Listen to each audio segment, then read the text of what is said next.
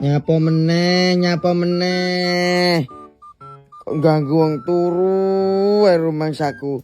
Wong kowe lho Rian, cetas tak umbahi ndek ini. Saiki wis numpuk maneh kaya ngene, kowe iki kebangetan lho Rian.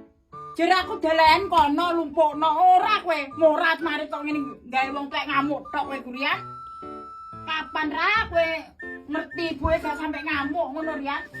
Iya. Maksud kaya ngene kejeblok kabeh. Astagfirullah ya Allah, resek-resek kaya ngene Rian. Wis to, Bu, wis to, Bu. Omahe cucu manuk Rian, kok omahe cucu. Wis bene. Bene-bene kok niki kowe anu. Oh, iku dikai Ya paket. masih dibayar paket kira-kira gak digua Irian. Hah? Ya ojo eman-eman. Ya mana-mana apa yang wujudnya. Masa aku iki peduli tikus kena ge sarang tikus kok lak tikus. Loh, iki kok kena ge sarang tikus lak neng kamarku iki dek iki nggawa oleh-oleh kena ge sarang. Chef tikus. Nemen-nemen Rian.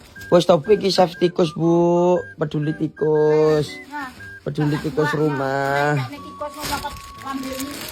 Bere tambah belakang. Wih, ora Bu, aku tak turu. Alah.